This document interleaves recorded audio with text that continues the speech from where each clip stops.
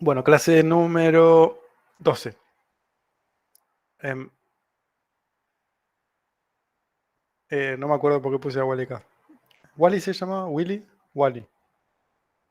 La idea es que miremos este cacho de código y ustedes me digan todos los errores que encuentran. Y les aseguro que hay unos cuantos.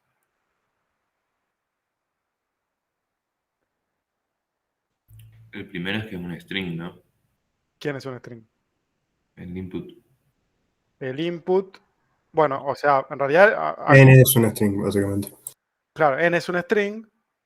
¿Y cuál es el problema? Que no puede. En principio no hay ningún problema, porque ahí no se va a romper, ¿no? Pero, Le quiera sumar el quad 5 porque quad 5 es un int. claro, bueno, al cuadrado. Ah, está bien, lo que devuelve quad es un int. Ahí está. Lo que devuelve quad es un int. Entonces esto es de tipo int. Y ahí va a intentar sumar cadena con int y eso es un error. Bien, ahí tenemos un error. ¿Qué más? Bueno, también que no es el cuadrado eso, si no me equivoco, sí. Esto no es un cuadrado. Acá dice cuadrado, pero esto no es el cuadrado. ¿Qué es eso? No, es n a la n, no es nada. Es cualquier otra cosa. Probablemente la persona quiso poner un 2 ahí, ¿no? ¿Qué más?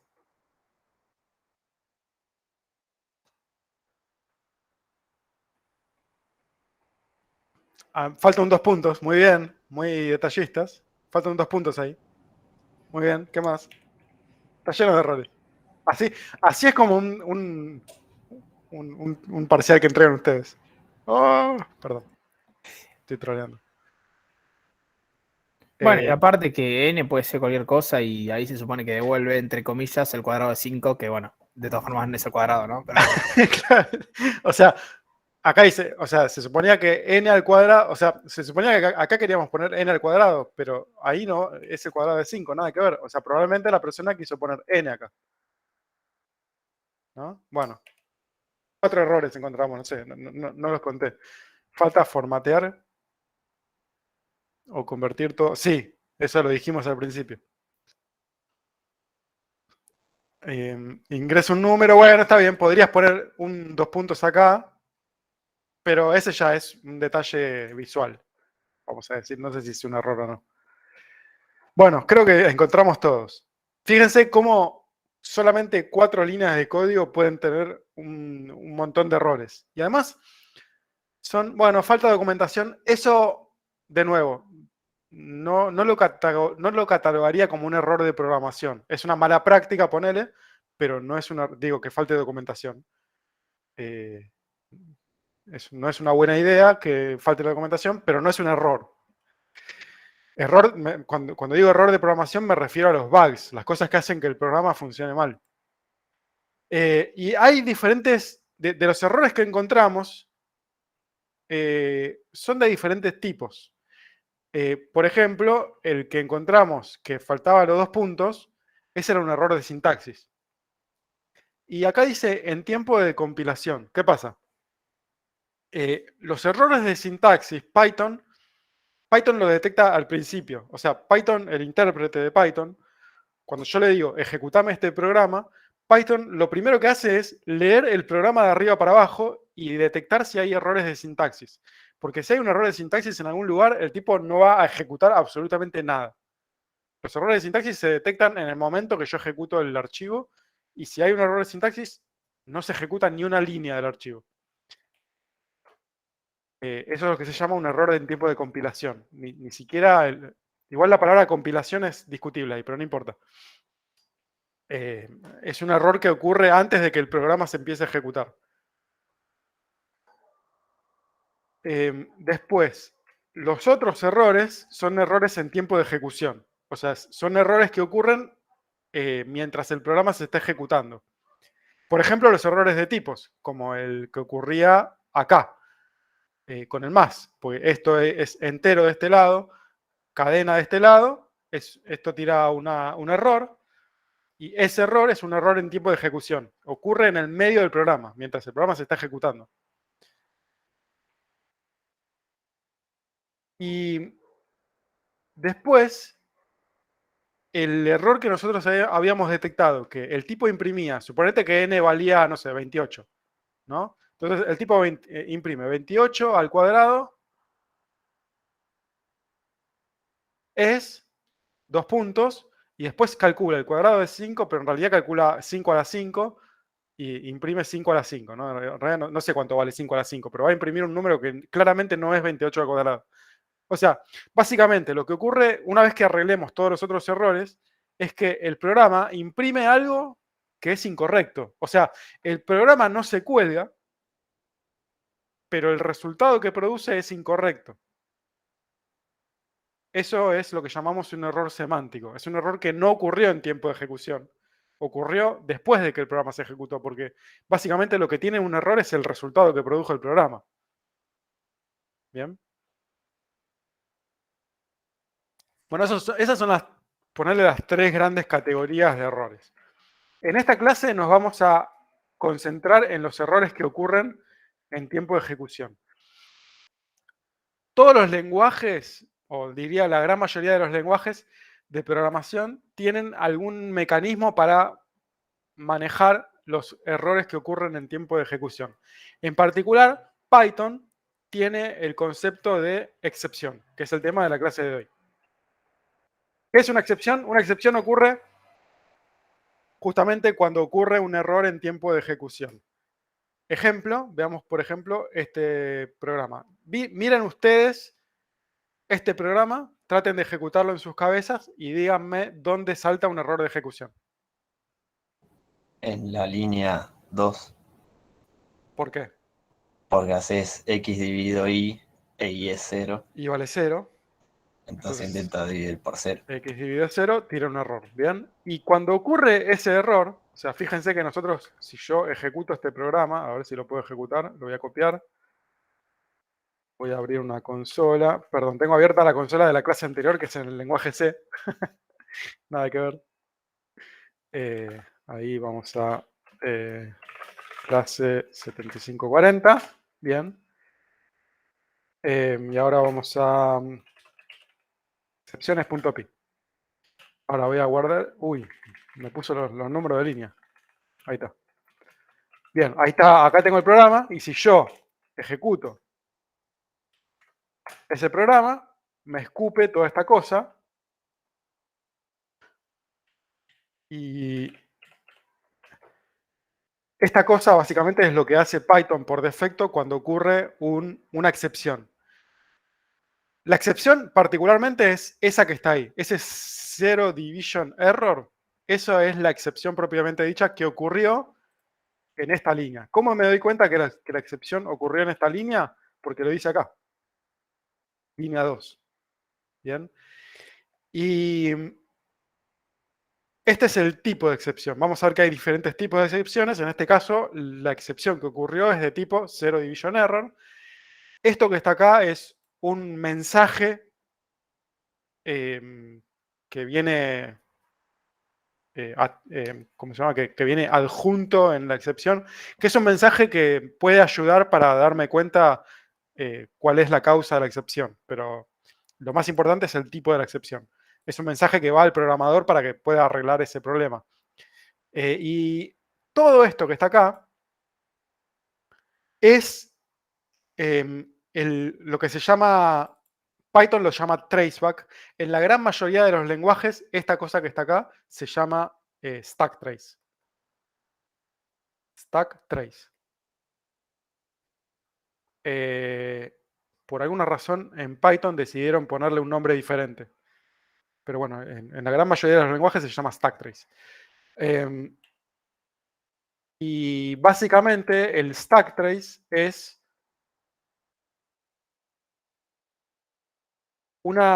fíjense, básicamente me muestra el caminito de migajas de pan que fue haciendo el código hasta llegar a ese punto. Fíjense que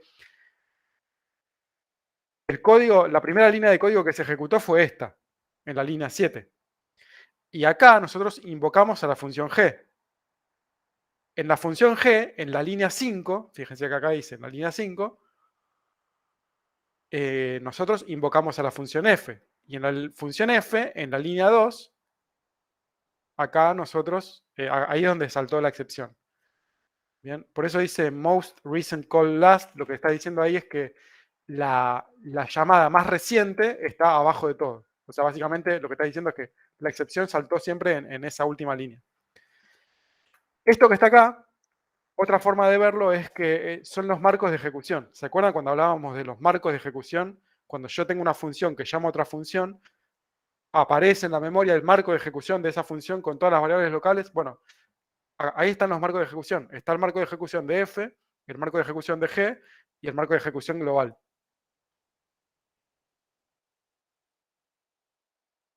Bien.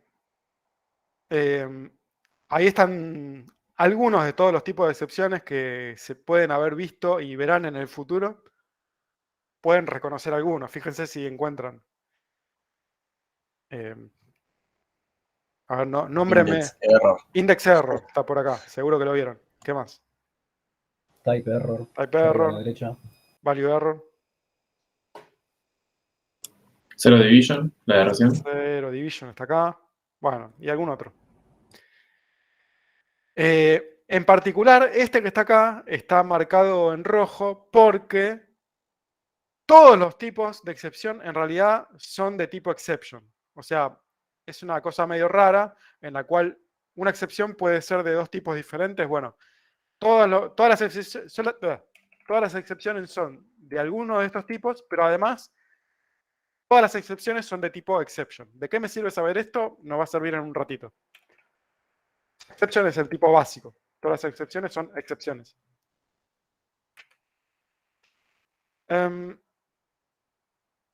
Además, según cuál es la causa de esa excepción, nosotros podemos catalogarlas en categorías diferentes. Por ejemplo, miren estas tres líneas. Y estas tres líneas producen excepciones. Díganme, ustedes creo que ya me pueden decir de qué tipo son esas excepciones.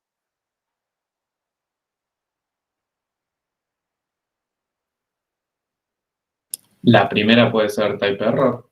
Creo que es type error o value error, no me acuerdo, no importa.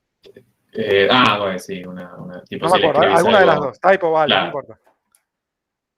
Esta, Assertion error. assertion error, y esta. Bueno, esta. Archivo no existe, error. Algo Sí, así. alguna de esas. File not found, debe ser file not found, o. Sí, alguna de esas. O IO error, alguna de esas. Pero más allá del tipo de la excepción, lo importante que quiero destacar acá es que. A ver, ¿en qué caso va a lanzar excepción esa línea? ¿En cualquier caso? No, cuando sean letras o cosas que no son números. O sea, ¿de qué depende de que esa línea falle? De lo que contenga el string o lo que vos quieras convertir, mejor dicho. Pero más específicamente, depende de lo que puso el usuario. Claro. Depende de lo que ingresó el usuario. O sea, básicamente lo que estoy diciendo es que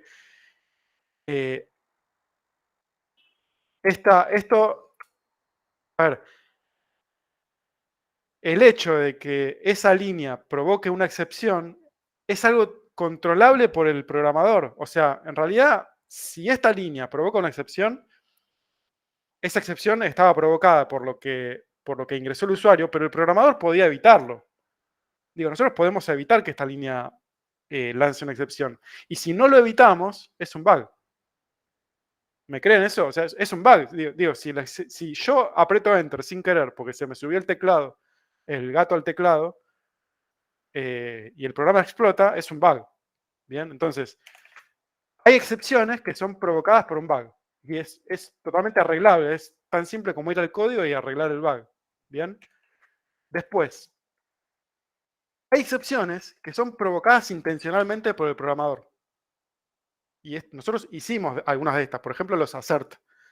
Los assert para verificar cosas que yo necesito que sean verdaderas y por alguna razón dejan de serlo en algún momento. Bueno, esa excepción yo la provoco a propósito porque quiero que el programa se cuelgue a propósito, por la razón que sea. A veces es válido provocar que el programa se cuelgue a propósito. Bueno, eso también, ahí es donde ocurren excepciones y el programa se cuelga. Pero esas excepciones son provocadas intencionalmente, a diferencia de las excepciones que son provocadas por un error de programación. Y después, ¿en qué casos esa línea va a provocar una excepción? Bueno, depende de si el archivo existe o no. Y si el archivo existe, pero no solamente si el archivo existe o no, supongamos que el archivo existe. Puede pasar que el disco esté dañado. Incluso aunque el archivo existe, puede ser que el disco esté dañado, puede ser que el cablecito que une el disco con el cual está enchufado el disco esté flojo. Y en ese caso, esta línea puede lanzar un IO error. IO error es un error de entrada-salida. IO significa input-output, entrada-salida. Es un error de cuando el Python me dice, che, intenté leer el archivo, pero algo falló. No sé qué, algo falló, no puedo leer el archivo. Perdón, me dice. Bueno, esa excepción ocurrió por una causa externa que es incontrolable por nosotros. O sea, nosotros no podemos evitar que esa excepción ocurra. ¿Hasta acá preguntas? Estaba viendo que en la tabla de errores no encontré el que yo tuve un problema con el TP1, donde me tiró un error diciendo que había una llamada circular entre los archivos o algo por el estilo. Import cycle. No puede ser. Sí, realmente me pasó, lo hablé con mi corrector y nada, me dijo que no haga llamada entre los dos archivos. Bueno, puede ser, está Funciona. bien. Es una especie de error de compilación, en tiempo de compilación, el que te pasó. No es un error, no es una excepción en tiempo de ejecución. O sea, si ocurre un import cycle, es Python que te está diciendo, mira, vos hiciste import de un archivo que hizo import, que de un archivo que hizo import, y eso está mal, y no se ejecutó ni una línea de código. Es como si te hubieses olvidado dos puntos. Entiendo.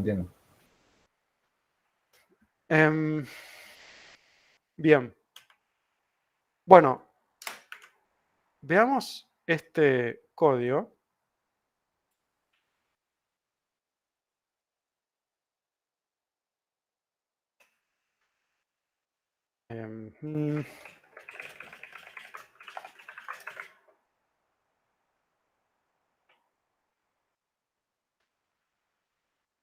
No.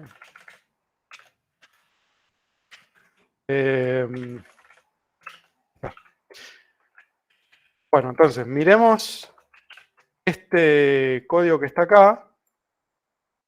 Ustedes me dirán en qué caso y en qué línea, voy a poner los números de línea, en qué caso y en qué línea el programa va a lanzar una excepción. Esto ustedes ya lo deberían saber.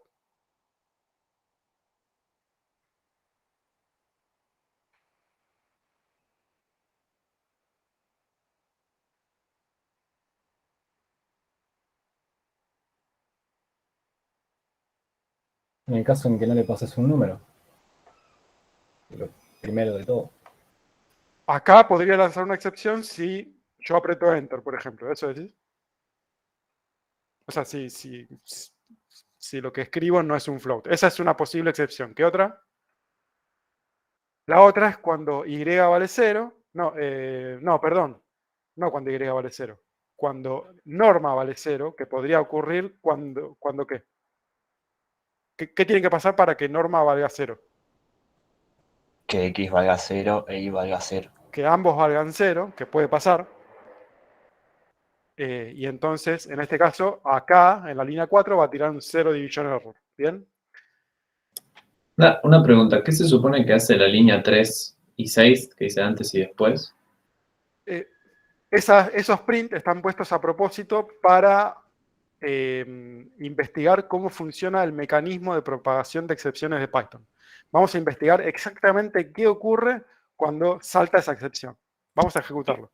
Sí. Como de debug, como Claro, como sí, habíamos sí, visto al principio del 4. Son prints para debugar, sí. Joya. Entonces, yo voy a poner, primero voy a poner un caso feliz. Caso feliz es 6 y 3. Fíjense que imprimió antes, después imprimió después, después se imprimió esto, el resultado de normalizar, y después se imprimió listo. ¿Bien? Acá. Hasta acá está todo bien, ¿no? Ahora vamos con el caso borde. El caso borde es si yo pongo 0 y 0. ¿Bien? ¿Qué creen que va a pasar? Diga, ¿va a imprimir antes? ¿Sí o no? Sí, Debería imprimir antes. ¿Y va a imprimir después? no. No debería imprimir porque la excepción saltó en el medio. ¿Bien? Y ahí yo puse Enter. Fíjense que yo puse Enter. Imprimió antes. No me alcanza la pantalla. Bueno, mala suerte. Ah, no, está bien. Ese es 0,5, no lo necesitan. Ahí está. Imprimió antes y ahí es donde saltó la excepción. Ahí está. Todo eso es el mensaje de la excepción y el programa se colgó. Bien, no se siguió ejecutando. Pero lo que quiero resaltar es que desde acá nosotros invocamos a la función main, o sea, desde el marco global nosotros invocamos a la función main, ahí está el marco de la función main. Adentro de la función main, primero se ejecutó esta línea, después se ejecutó esta línea, y acá nosotros invocamos a la función normalizar, con lo cual aparece el marco de la función normalizar. ¿Bien? Y en esta línea de la función normalizar, ahí es donde apareció la excepción. La excepción, en el momento que aparece, en el momento que se produce la excepción, es como una explosión que se va expandiendo o se va esparciendo, o mejor dicho, se va propagando. ¿Para dónde se propaga? Para arriba, en los marcos de ejecución. Se propaga para arriba. ¿Bien? Entonces, la excepción aparece en esta línea. Como nadie se tomó el trabajo de atrapar o de apagar esa explosión, mejor dicho, de atrapar la excepción, ahora vamos a ver cómo se hace eso, como nadie atrapó la excepción se propaga hacia arriba. ¿Para dónde? Para acá, justamente a esta línea. Desde el punto de vista de este código, es como si esta línea hubiese lanzado esa excepción. Y como nadie atrapó esta excepción acá, esa excepción se sigue propagando para arriba. Y desde el punto de vista del programa, es como si esta línea... Y como nadie atrapó esa excepción se sigue propagando para arriba. Cuando la excepción llega hasta arriba de todo, ahí es donde se cuelga el programa, por defecto, digamos. Cuando una excepción llega hasta arriba de todo, recién ahí se cuelga el programa. Pero ocurrieron cosas antes de que el programa se colgó. ¿Por qué es importante saber esto? Porque a veces yo quiero poder evitar que el programa se cuelgue. Sobre todo con las excepciones que yo no puedo controlar. ¿Se acuerdan que vimos que hay algunas excepciones que yo no puedo controlar? Y me gustaría poder detener ese mecanismo de propagación. ¿Cómo hago? Usando esta sintaxis que se llama try except. Vamos a probar. Acá yo voy a poner, acá, en esta línea, yo voy a poner try, dos puntos. Como yo sé que esta línea podía fallar, voy a ponerla adentro de un bloque try. Y en caso de que ocurra una excepción, eso es lo que significa ese except. Except significa, en caso de que ocurra una excepción, imprimí, algo salió mal. Y una carita triste.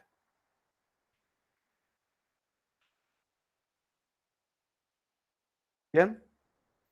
Ahora yo voy a ejecutar esto mismo. Voy a poner C. Primero voy a ejecutar el caso feliz. 5, 3.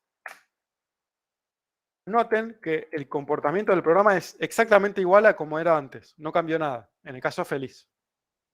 En el caso feliz, fíjense que se ejecutó esta línea que invoqué acá, se ejecutó esto, imprimió antes, ejecutó esta cuenta, ejecutó esto, después imprimió después, acá. Todo salió bien. Después la función devolvió. esta función se ejecutó, digo, esa línea se ejecutó satisfactoriamente, con lo cual esta línea no se ejecutó porque esa línea estaba adentro del bloque except. El bloque except es en caso de que ocurra una excepción. Como no ocurrió ninguna excepción, esto no se ejecutó. Y seguimos para abajo. Y imprimió, listo. Si no ocurre una excepción, este código es equivalente al anterior. Pero yo pongo 00 para provocar que ocurra la excepción. Noten la gran diferencia con la versión anterior. Se ejecutó esta línea, se ejecutó porque había imprimido antes.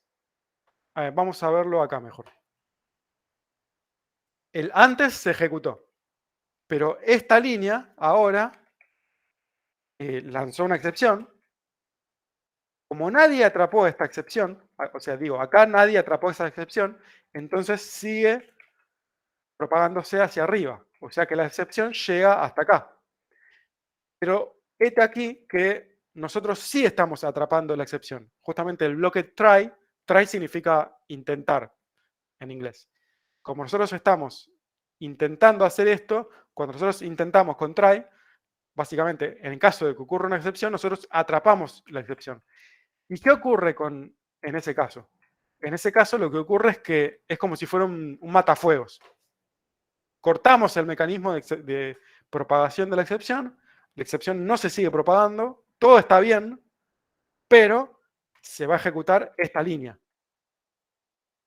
Porque esa línea, el bloque except significa en caso de que ocurra una excepción. Y como ocurrió una excepción y nosotros la atrapamos, se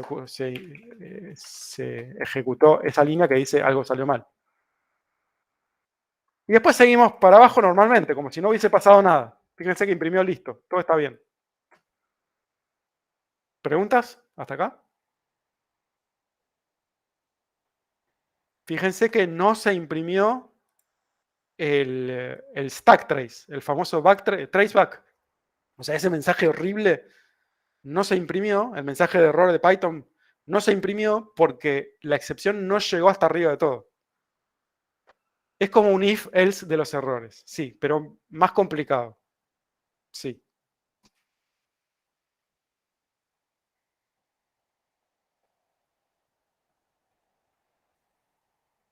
Quiero que pregunten porque el mecanismo de excepciones, de manejo de excepciones, tiene sus vueltas, no es trivial de entender. Entonces, si no quedó claro, sí, pregunten. Una pregunta. Pregunta tranquilo. ¿El except te agarra todos los errores que esto puede llegar a tirar? Cualquier tipo de error que ocurra, por ejemplo, yo acá podría poner, antes de normalizar, podría poner, ¿qué puedo poner? X igual a 8 más 8, qué sé yo. Eso me va a tirar un value error, un type error, no me acuerdo, probémoslo. Yo acá voy a poner cualquier cosa y me dice algo salió mal antes de ni siquiera de invocar esta función. Fíjense que la excepción saltó acá, con lo cual nunca se ejecutó esta línea. ¿Lo ven? Ah, ok. Y esa excepción era de otro tipo. O sea, esta era un zero division error y esta era un type error, no importa. Cuestión que cualquiera de dos llega acá, imprime algo salió mal y luego imprimió listo. Y una pregunta relacionada con esto. ¿Qué pasa si queremos que pase algo si hay un tipo de error y que pase otra cosa si hay otro tipo de error? Ya lo vamos a ver en un ratito. Ah, ok. Y una pregunta, Sí. o sea, ¿dónde conviene siempre más o menos poner este try y except? Porque digo, imagínate que... Es una buena pregunta, lo vamos a responder más adelante. Primero aprendamos cómo funciona el mecanismo y después vemos cómo usarlo. Está bien, es una buena pregunta. Mi pregunta era que si estás usando try except, estás perdiendo el mensajito de error y a veces el mensajito de error puede ser bastante... Ya, dame dos minutos. Ah, ok. Antes de ver eso, quiero que entendamos que ese try except, bueno, justamente como me preguntaron recién, vos lo podés poner, lo podríamos haber puesto, yo decidí ponerlo ahí, pero lo podríamos haber puesto acá, el try except, o también lo podríamos haber puesto acá. Veamos qué pasa si, en lugar de estar acá, el try except estaba acá.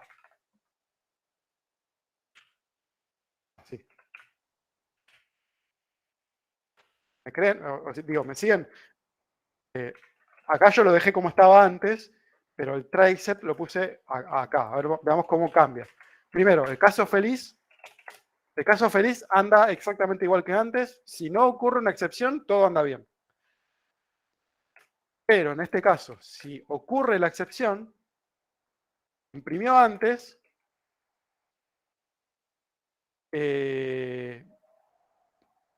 esta línea lanzó una excepción, con lo cual primero, ninguna de esas tres líneas se ejecutó. Esa excepción se propagó hacia acá, con lo cual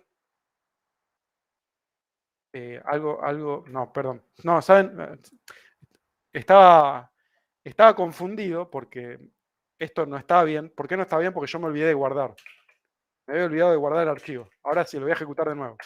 El caso feliz está bien. Y el caso de error, ahora sí, no tenía sentido. Se ejecutó esta línea. La excepción saltó ahí, el zero division error, con lo cual ninguna de esas tres líneas se ejecutó. Esa excepción se propagó hasta acá, con lo cual esa línea no se ejecutó. Fíjense que no dice listo. La excepción se siguió propagando hacia arriba, con lo cual llegó hasta ahí. Pero ahí la atrapamos. Como la atrapamos, imprimimos que algo salió mal y el programa no se colgó. O sea, yo podría haber puesto acá un chau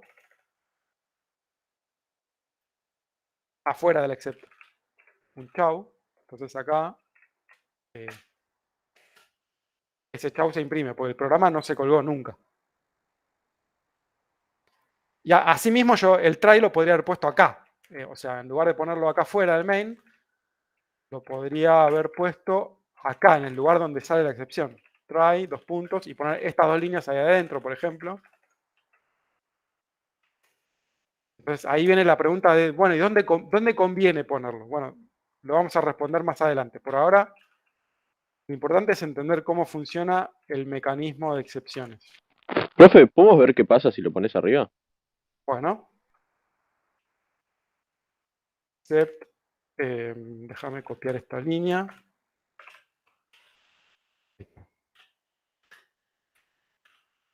Entonces ahí lo ejecuto. A ver, bueno, no está bien, lo voy a ejecutar. 0, 0.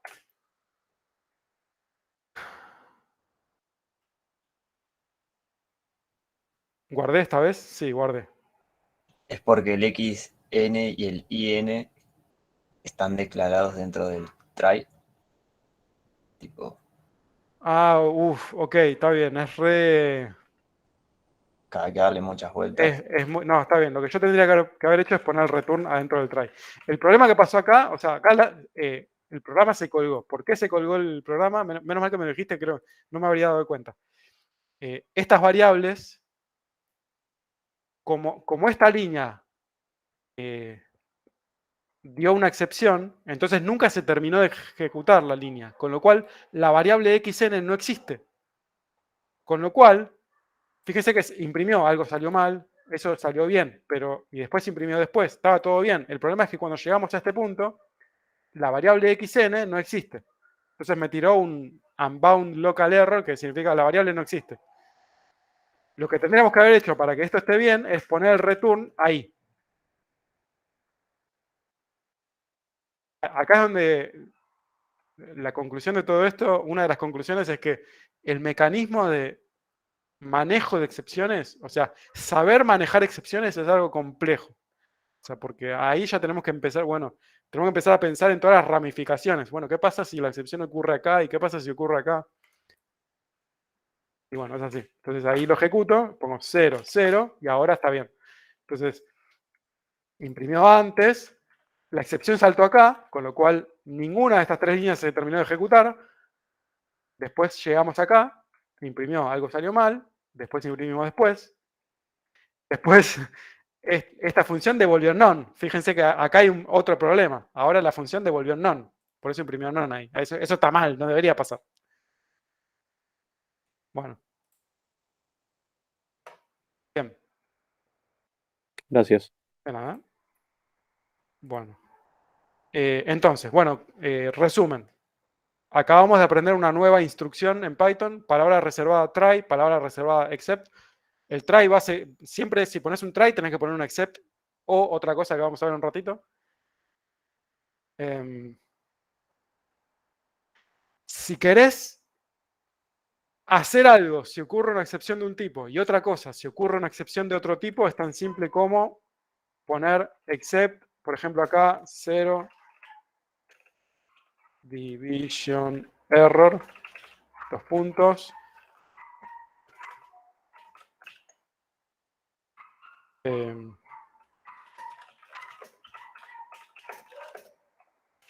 ¿No podemos dividir por 0? Si ocurre esa, imprimo eso. Si ocurre un, no sé, un type error,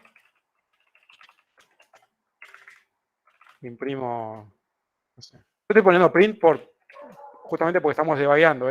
No siempre lo correcto es poner print ahí. A veces hay que hacer otra cosa. Acá no sé qué hacer. Y siempre se puede poner al final un except que atrape todo lo demás. Si ocurre un error de cualquier otro tipo, error de otro tipo. Bien, entonces acá yo voy a hacer esto. Después voy a hacer 0, 0. Y bueno, y la que saltó es esta. No podemos dividir por 0 porque el que saltó es un 0 division error. Probablemente en este caso, en lugar de hacer print, deberíamos devolver 0.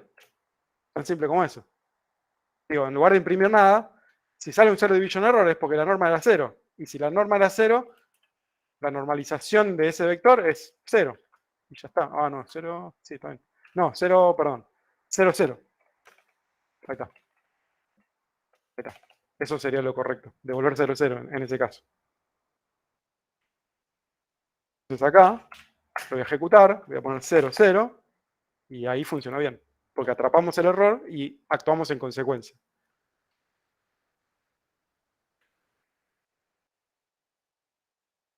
Después, alguien me preguntó, ¿y qué pasa con el mensaje de error? Porque si yo atrapo el error, vamos a volver a la versión en la cual el try estaba acá. Me gustaba más esta versión, porque me sirve más para esta explicación. Acá estoy recibiendo una excepción, pero no sé de qué tipo es y no sé cuál es el mensaje. Bueno, yo puedo poner una excepción de cualquier tipo, porque todas las excepciones son de tipo exception, y además le puedo poner un nombre. Por ejemplo, le podría poner excepción, le podría poner Pepito. Bien, haz lo que vos quieras. Yo le voy a poner de excepción. Y acá voy a poner una F y acá voy a poner imprimime la excepción. Y ahora voy a ejecutarlo. Y fíjense lo que imprimí acá. Algo salió mal y acá está el mensaje que estaba adjunto en esa excepción. Es como que yo atrapé la excepción y la excepción es un valor que yo tengo en una variable. La variable E contiene esa excepción. Y yo puedo investigar a ver qué tiene esa excepción. Por ejemplo, el mensaje.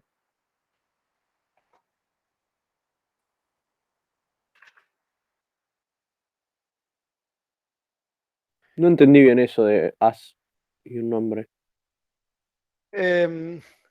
Solamente sirve si vos necesitas saber cuál era el mensaje o saber cuál era la excepción original, el mensaje original, por alguna razón. Si no lo necesitas, no hace falta, pero si vos necesitas, por ejemplo, imprimir que algo salió mal, pero además necesitas imprimir cuál era la causa de esa excepción, bueno, atrapo la excepción, en este caso puse exception para atrapar una excepción de cualquier tipo, y además le puse as y un nombre cualquiera, le puedo haber puesto Pepito, o excepción, EXC, y acá le pongo EXC. Entonces, lo que estoy haciendo es, estoy imprimiendo que algo salió mal, pero además imprimo, acá estoy imprimiendo como si fuera print EXC. Estoy imprimiendo el mensaje de esa excepción, de esa manera. Entonces, Por eso salió un float division by error. Si yo hubiese puesto acá, por ejemplo, x 8 más 8, para que salte otra excepción diferente, y lo ejecuto, directamente se cuelga, algo salió mal, can only, concatenate, no sé qué, bla, bla. Es el mensaje de esa excepción. ¿No tiene sentido con algo que no sea excepción? Sí, esto lo podrías usar. O sea, si querés combinar las dos cosas, de atrapar una excepción de un tipo particular y además fijarte cuál era el mensaje original, o hacer otra cosa con esa excepción, puedes combinar. Puedes poner 0 division error, ahí está. No, era error. Entonces, ahí yo voy a atrapar una excepción solamente si era 0 division error. A ver. Si pongo 7 y 8, está todo bien. Si pongo 0 y 0, lo atrapé con un float division by 0. Y además, si yo pongo enter, porque se me subió el teclado, el gato al teclado, esa excepción no la atrapé, porque yo puse 0 division error acá. Solamente quería atraparla 0 division error. Bueno, digo, depende de lo que vos quieras hacer con... Digo, si lo querés atrapar o no, depende de cada caso. Yo acá les estoy enseñando cómo funcionan las herramientas y después hablamos de cómo usarlas. Bien. Esto de las excepciones, repito. A ver, lo primero que quiero decir es respecto de cómo usar todo esto de try except. Lo primero es, no hay que usar try except a menos que sea necesario. O sea, no es que a partir de ahora ustedes salen y le ponen try a todo. No. A veces yo quiero que el programa se cuelgue en un caso anómalo. Digo, si el programa llega a un estado inválido, está bien que el programa se cuelgue. Y está bien que salte la excepción. Y está bien que esa excepción llegue hasta arriba de todo y que nadie la atrape. Porque el programa no puede funcionar en un caso inválido, en un estado inválido. Pero hay algunas excepciones que están fuera de nuestro control. Por ejemplo, sobre todo cuando trabajamos con archivos. Cuando trabajamos con archivos, es muy común que nosotros queramos, digo, si yo intento acceder a un archivo y no puedo por alguna razón, a veces quiero que el programa se cuelgue porque no puedo hacer nada más que, digo, si el programa no puede funcionar, bueno, ya está, que se cuelgue y listo. Pero si yo puedo hacer algo diferente, bueno, atrapo la excepción y hago algo diferente. ¿Cómo la atrapo? Bueno, con try. Entonces es muy común ver try y except combinado con archivos. Eso es lo que quiero decir. Acá hay un ejemplo, fíjense. Try, hago un montón de cosas con el archivo, open, close, todo lo que sea. Y bueno, si atrapo un IO error es el tipo base de cualquier error que puede ocurrir con un archivo. Bueno, si atrapo ese archivo, lo imprimo. En lugar de que el programa se cuelgue, imprimo el mensaje y ya está. Y si atrapo cualquier otra cosa, imprimo otra cosa, no sé. Y acá aparece una instrucción raise que no la vimos, ahora la voy a explicar en un ratito. Y ese finally, Y ese finally, bien, gracias, eso también apareció nuevo. Ah, porque estaba acá y no la expliqué. Bueno, finally. Al final de todo, justamente, al final de todo, del bloque try, yo puedo agregar un bloque finally. ¿Qué significa finally? Finally significa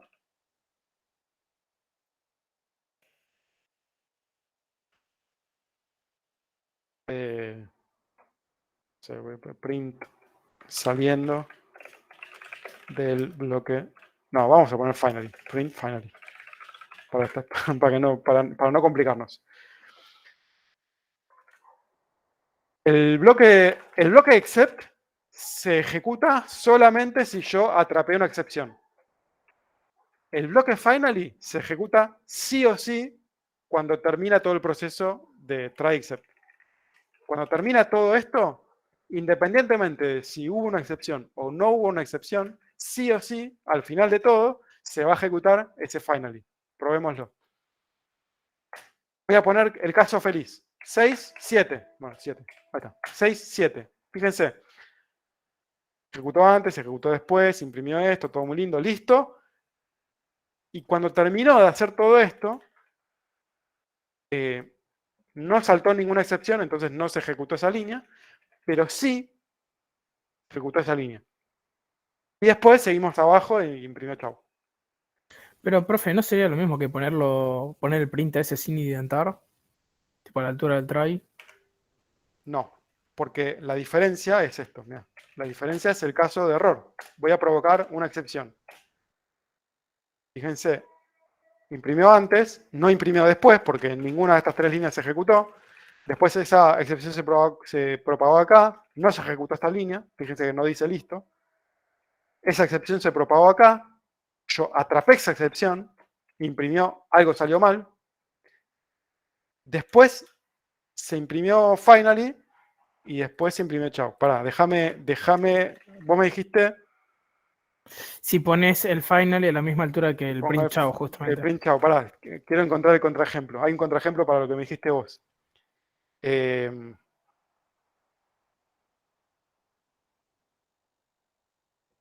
Ya sé. ¿Qué pasa si yo aprieto Enter? Acá. No. Sí, está bien. ¿Qué pasa si yo aprieto Enter? Si yo aprieto Enter, acá, digo, sin poner un número, se va a lanzar un value error o type error, no me acuerdo. En ese caso, yo no voy a atrapar la excepción. Bien, vamos a ver qué pasa. Voy a apretar Enter. ¡Pum! Fíjense lo que pasó. Yo no atrapé la excepción, con lo cual la excepción llegó hasta arriba de todo. Pero, aún así, se ejecutó el finally. Antes de colgarse. Antes de colgarse, el tipo ejecutó el finally. La diferencia es que Python me garantiza que sí o sí se va a ejecutar esa línea. Sí o sí. Si hay excepción, si no hay excepción, si atrapo la excepción, si no atrapo la excepción, sí o sí esa línea se va a ejecutar. Incluso si hubiese un return antes. Sí. Mm. Sí, sí o sí. ¿De qué me sirve eso? Eso me sirve para ejecutar cosas que yo quiero garantizar que se ejecuten en cualquier caso. Como por ejemplo, díganme ustedes, por ejemplo, ¿qué es algo que vos querés que se ejecute sí o sí? Que se cierre el archivo. Esta cosa debería, o sea, lo normal es que uno lo quiera poner adentro de un finally. Yo quiero que sí o sí el archivo se cierre. Para eso sirve el finally. Ok, gracias, profe. No, de nada, igual está bien tu pregunta, porque de hecho era lo que iba a explicar a continuación. Entonces, esto es lo que uno querría hacer, pero digo, miren, recuerden lo que dije, el manejo de excepciones es complicado, no es trivial. Entonces, miren esto bien fijo y díganme, ¿esto anda bien para todos los casos? Piensen en los casos borde, miren, traten de ejecutar el código en sus cabezas.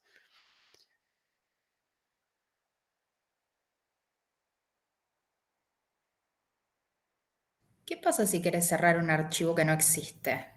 ¿Y por qué no existiría? Bueno, un archivo que no existe en el disco, decís. Claro, porque ahí estás en modo read, si no existe, salta error. Si no existe, salta error. ¿Qué pasa si lo querés cerrar?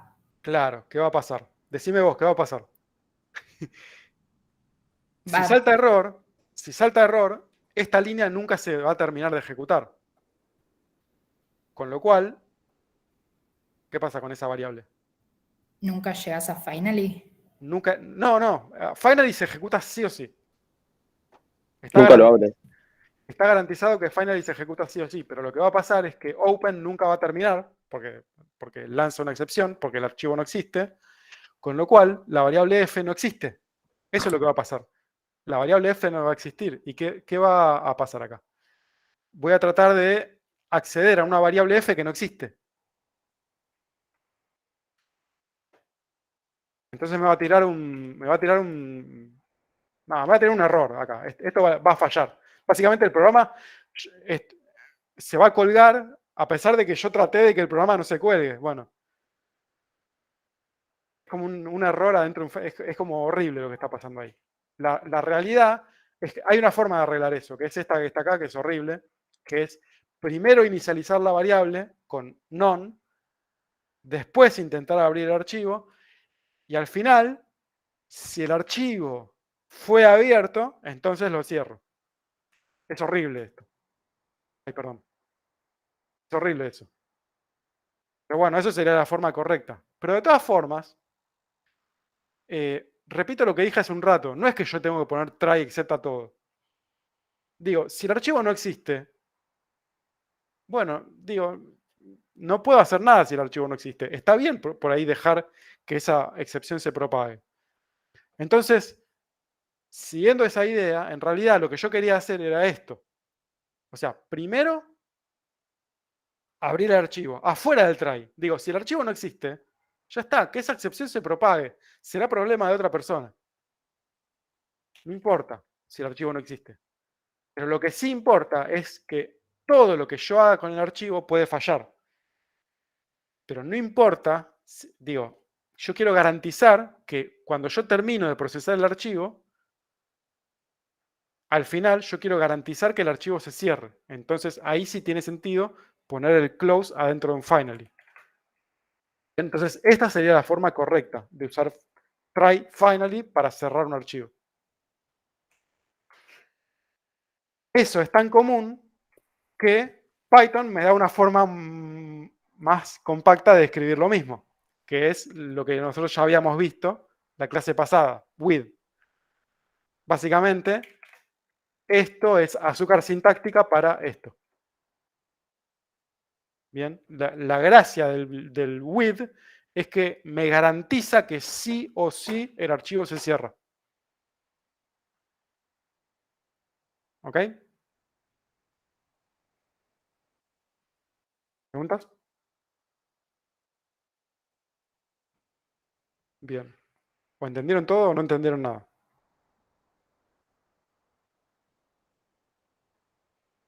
¿O se me cortó la conexión? Una de tres. Seguimos estando, seguimos estando. No, sí, ok. por Conexión ahí, ahora, conexión ahí. Bien. Bueno.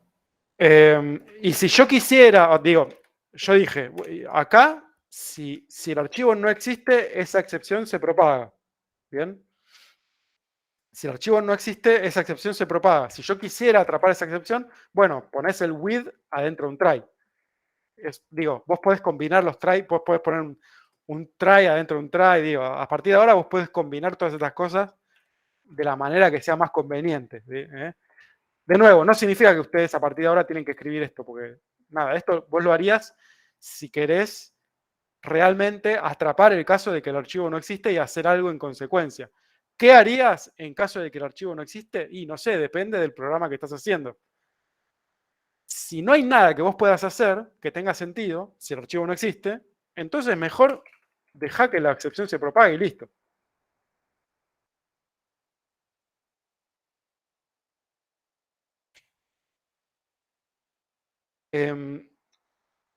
Otro lugar donde a veces se usan las excepciones es cuando nosotros estamos validando precondiciones. Que ya lo vimos esto, era el famoso, digo, por ejemplo, una función que calcula el promedio, si la lista está vacía, esto lanza una excepción, pero en particular porque es una precondición de la función que la lista no puede estar vacía. Bueno, Alan, si tiene ganas, puede poner un assert. Ahí. Nada. Ahí yo estoy validando la precondición con un assert. Eso, en el caso de que Bárbara no cumpla la precondición, le va a saltar en la cara una assertion error. Si yo quisiera, digo, Alan podría querer cambiar que a Bárbara le salga otro tipo de error en lugar de assertion error. En ese caso existe la instrucción raise. La instrucción raise significa levantar en inglés, levantar una excepción. Y básicamente, probémosla. Python, acá yo digo raise, value error, por ejemplo, cualquier tipo de excepción, raise value error, hola, pum. Y básicamente provoca una excepción de tipo value error. Y acá está value error, hola. O sea, la instrucción raise sirve para provocar una excepción de cualquier tipo. O sea, assert, la instrucción assert sirve para provocar una excepción de tipo assertion error. La instrucción raise sirve para provocar una excepción de cualquier tipo. ¿Bien? Y el mensaje se pone entre paréntesis.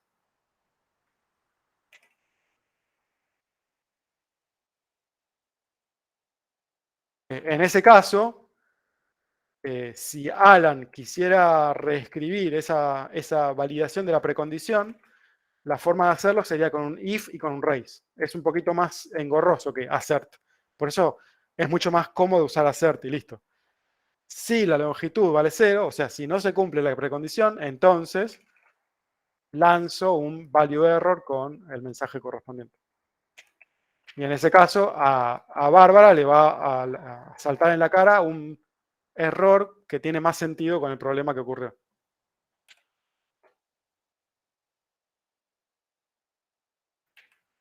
En el caso, vuelvo un poquito para atrás. Hace un ratito nosotros vimos que acá, en este ejemplo medio raro, había un raise vacío. ¿Y qué está lanzando en ese momento? Digo, ¿cuál excepción estamos levantando si hay un raise vacío? Bueno, cuando hay un raise vacío adentro de un except, lo que estamos haciendo es, estamos levantando la misma excepción que atrapamos. Es como que atrapo una excepción, hago algo, lo que sea, y después dejo que la excepción, es como que atrapo una paloma, le pongo una decoración, hago lo que sea, y después la dejo volar.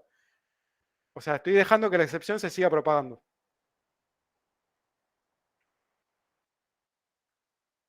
No, no lo entendí eso, la verdad. Básicamente estoy... nada, probémoslo. Miren. O sea, el raise es como el return de los errores, podríamos decir, entre comillas. Sí, sí. Cuando vos querés que una función lance una excepción, o sea, que una función falle con una excepción, pones raise en lugar de return. Probemos, pongamos acá raise. Primero lo voy a ejecutar sin el raise. Lo voy a ejecutar sin el raise. Sin el raise, yo pongo 0, 0 y sale esto. Y ahora pongamos raise. Acá. Un raise vacío. ¿Bien? Con lo cual yo voy a estar lanzando la misma excepción. 0, 0. Y fíjense que dijo que algo... Esta línea se ejecutó. Algo salió mal. Además se ejecutó el finally, porque el tipo me garantiza que sí o sí se ejecuta el finally. Pero como había un raise acá, esa excepción se siguió propagando y al final llegó hasta arriba de todo y era el mismo zero division error. ¿Tiene más sentido ahora? Nada, Sí, muchas digo, gracias. de nuevo, yo estoy dando todas las herramientas. Repito, es complicado el manejo de excepciones porque tiene tiene un montón de formas que vos podés combinar esto que tienen consecuencias sutiles. Y encontrar la mejor forma de hacer el manejo de errores es difícil. Por eso no queremos que se compliquen mucho poniendo try except por todos lados. De nuevo, hay que saber el lugar justo donde poner un try except para hacer lo que vos querés hacer y nada más que eso.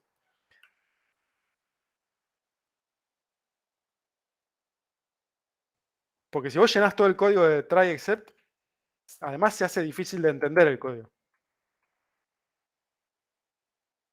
Y ya está. Ya está, listo, bonus tracks. Antes de que vaya con los bonus tracks, ¿quedó alguna pregunta pendiente? Con excepciones y try except. Bueno, bien. Break o continue, no. No sirven. Lo que sí podés poner adentro de un try es un return, pero break y continue no. O sea, return está bien, pero break y continue no. Porque break y continuous solamente tienen sentido adentro de un ciclo. Y el try no es un ciclo. O sea que no usaríamos un try y acepta dentro de un ciclo. No, perdón. Bueno, no, está bien. Me dijiste un caso. Si vos tenés un ciclo while o un for y adentro tenés un try, que es perfectamente válido, entonces acá sí puedes poner break, perdón. Ahí sí tiene sentido poner break. Solo que este break en realidad aplica al while, no aplica al try, ¿no?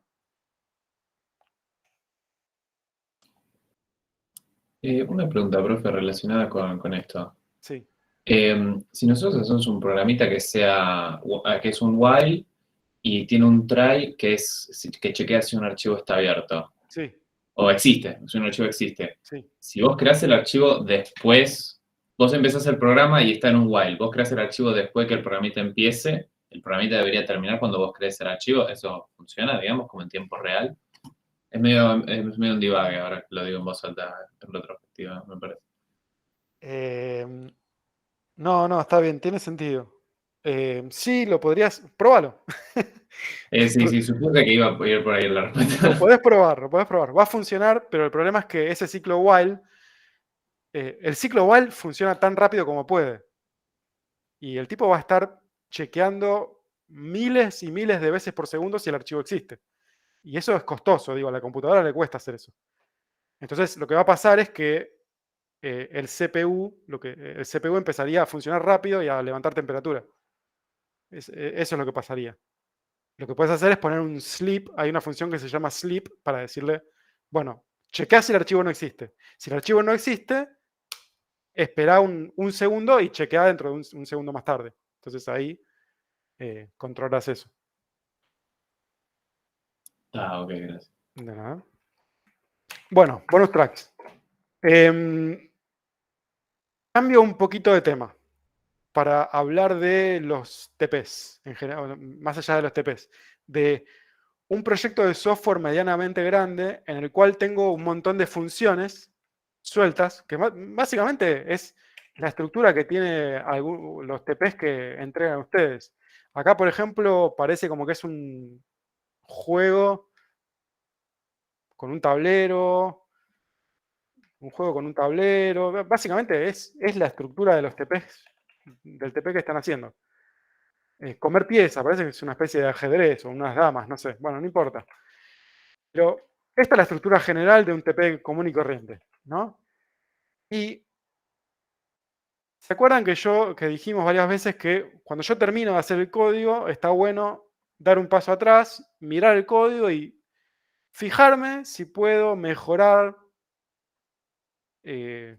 para que el código sea más mantenible, si puedo hacerlo más elegante, más legible, más mantenible.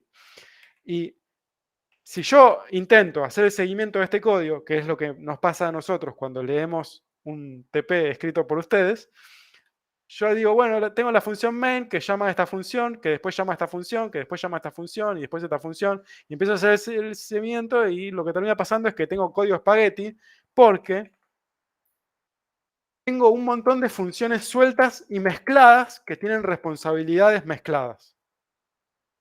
Entonces, para resolver eso, una buena idea es tratar de agrupar las funciones por responsabilidad. Y, por ejemplo, en los jueguitos que hacemos nosotros en los TPs, es muy común que tenemos funciones que tienen que ver con la lógica del juego. ¿Qué es la lógica del juego? Y funciones que se encargan de crear un tablero nuevo, fijarse si el movimiento que quiere hacer el usuario es válido, efectuar la acción de mover una pieza, efectuar la acción de comer una pieza, todo lo que tenga que ver con cosas lógicas y nada más que eso.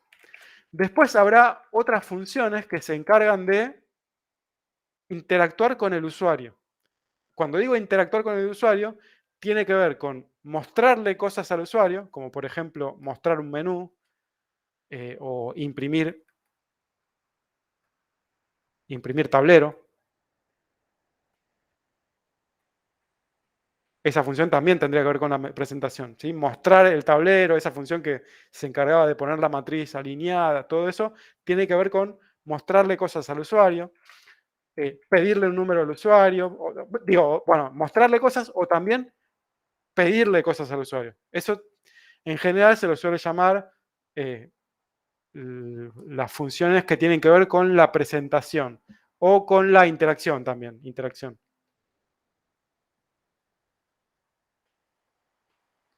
Bien. O también lo pueden conocer como UI.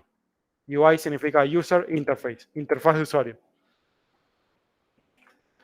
Y después ahora, por ejemplo, si yo quiero guardar en un archivo el estado del juego para poder cerrar el juego y el día de mañana apagar la computadora y el día de mañana cargar el juego para poder continuar jugando en el mismo estado, yo tendré funciones que se encargan de guardar en un archivo, cargar el archivo, etcétera, etcétera.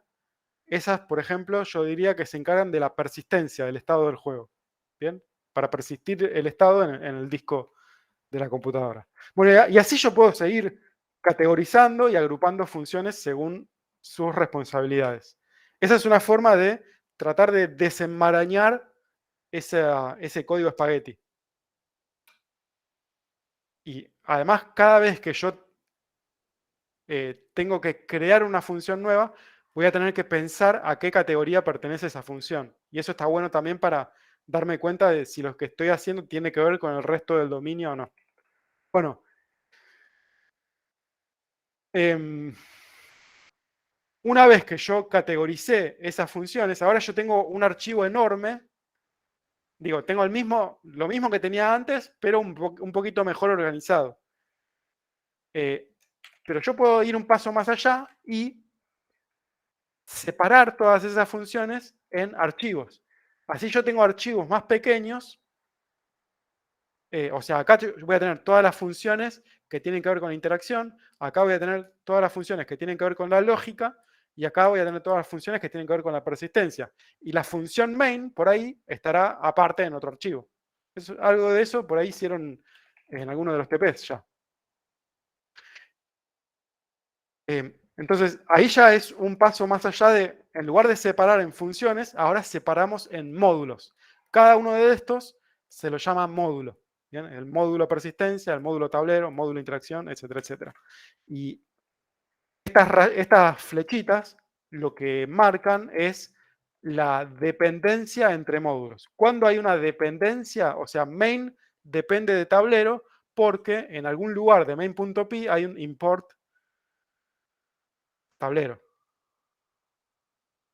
Cuando yo tengo un import de un módulo a otro módulo, entonces el módulo main de repente depende del módulo tablero. ¿Qué significa que depende? Significa que cualquier cambio que yo haga en tablero, por ahí ese cambio va a afectar a main.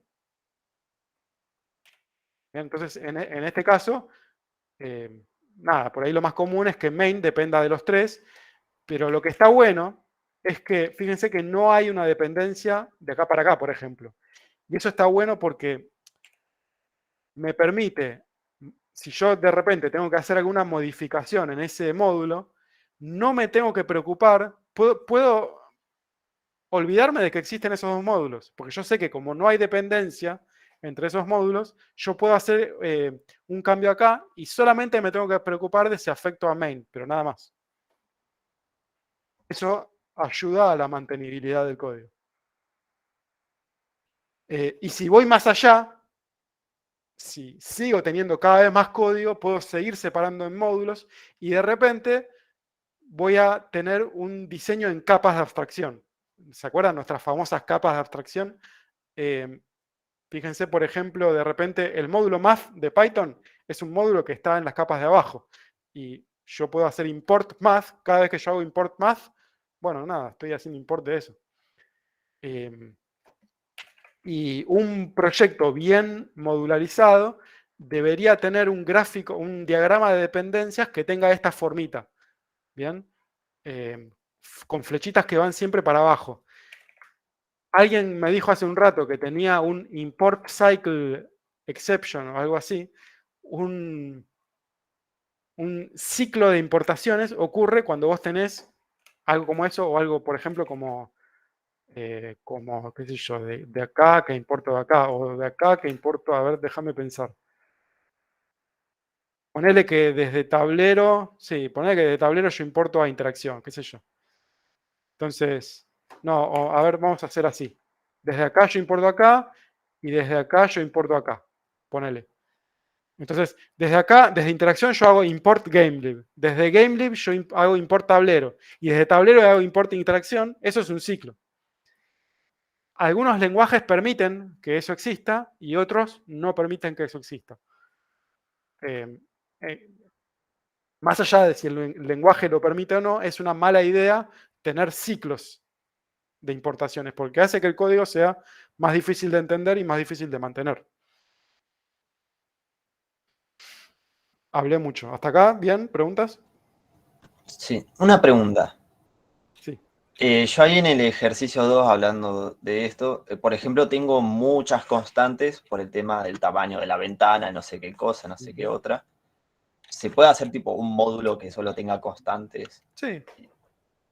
Sí. Genial. Sí, sí. Si a vos te guste, te parece que queda más mantenible que todas esas constantes queden en un lugar, así una persona después que quiere modificar cómo se comporta el juego, ya sabe dónde ir a buscar esas constantes. Está bien, sí, tiene sentido.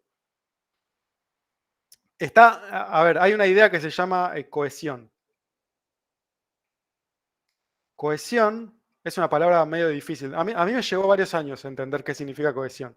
Cohesión significa que las cosas que están relacionadas entre sí tienen que estar cerca, cerquita. O sea, todas las cosas que están relacionadas con la interacción, está bueno que estén cerquita adentro de ese archivo. Y en tu caso, lo que dirías es que todas las constantes que tienen que ver con cosas relacionadas, está bueno que estén cerquita y a la vista en un lugar. Esa es la idea de cohesión.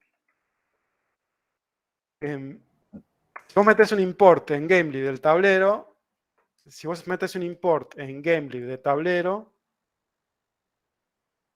y en la interacción importás GameLib, a la vez indirectamente estás importando tablero, ¿eh? Ojo, no significa que vos desde interacción vas a tener acceso a las cosas de tablero inmediatamente, pero eso sería que lo que está pasando es que estás dependiendo indirectamente. O sea, miremos este caso. Main depende de reglas y reglas depende de tablero. Por lo tanto, main indirectamente depende de tablero. Si yo hago un cambio en tablero, puede ser que indirectamente esté afectando en algo el comportamiento de main. Eso es lo que está pasando. Bien. Esta idea del diseño en capas y las famosas capas de abstracción va a ocurrir en cualquier proyecto que tenga un tamaño medianamente grande. Ejemplos, Linux, por ejemplo. Si analizamos cómo está diseñado el núcleo del sistema Linux, la mayoría, si ustedes buscan diagramas de diseño de capas de Linux, seguramente van a encontrar algo como esto, donde tenés la capa de las aplicaciones que son el mundo de los usuarios de Linux, después los componentes, después software, después hardware, o sea, los drivers de hardware, y después, bueno, no sé, bla, cosas. Capas de abstracción. Y después módulos agrupados por funcionalidad. Por ejemplo, todos los módulos que tienen que ver con multitasking, que es hacer varias tareas al mismo tiempo. Todos los módulos que tienen que ver con memoria. Los módulos que tienen que ver con archivos, etcétera, etcétera. Esto, por ejemplo, es un diagrama del diseño en capas del sistema Android. Si se fijan bien, acá abajo de todo está Linux. No sé si sabían ustedes pero en el fondo Android, adentro en su núcleo más interno, tiene un núcleo de Linux. Y eso sería la capa de más abajo de Android. Pero después arriba vos tenés una capa de abstracción de hardware, después arriba tenés una capa de Java, no importa, cosas. Y después arriba tenés las aplicaciones. las aplicaciones, tipo cuando abrís la aplicación de email, bueno, es una aplicación que está funcionando en la capa de más arriba de todo, en toda esta maraña de software. Ejemplos más complicados todavía, por ejemplo, los famosos motores para desarrollar videojuegos. CryEngine es uno de los motores que andan dando vuelta, de los cuales yo encontré un diagrama como este. O sea, no es el motor más conocido de todos, pero bueno, es uno que existe. Y fíjense que lo mismo, en las capas de más abajo está el sistema operativo y después vos tenés, no sé, capas para manejar los archivos de recursos, tipo los modelos 3D, archivos de audio, etcétera, etcétera. Y después tenés capas para manejar física y colisiones, capas para manejar los dispositivos para interactuar con el usuario. Por ejemplo, el controlador, el game controller, ¿cómo se llama? El joystick. Capas para manejar audio, efectos visuales, etc. Y arriba de todo tenés las capas más abstractas que permiten manejar cosas específicas del juego como armas, vehículos, rompecabezas, no sé, qué sé yo. Siempre capas. Arriba están las cosas más abstractas y abajo están las cosas más concretas.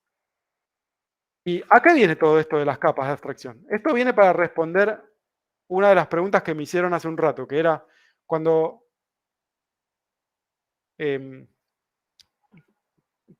cuando tenemos que manejar una excepción, ¿dónde ponemos el try except? ¿Dónde va el try except? Bueno, lo primero que tenemos que saber es que siempre las excepciones viajan hacia arriba. Bien, y viajan hacia arriba en la dirección de las capas de abstracción. Bien, de las capas más concretas a las capas más abstractas.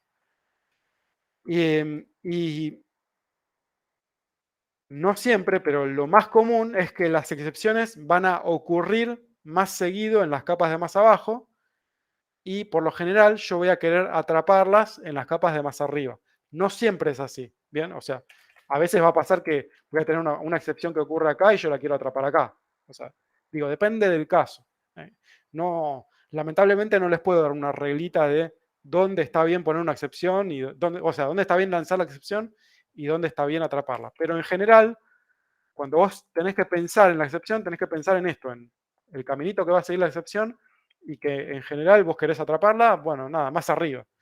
Y si querés, tranquilamente, como hicimos acá en nuestro programa, tranquilamente vos podés poner un try except en la capa de más arriba de todo. Este try except que nosotros pusimos acá es el matafuegos general que atrapa cualquier excepción.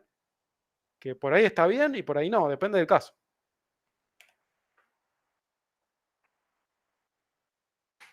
Bueno, terminé. ¿Preguntas?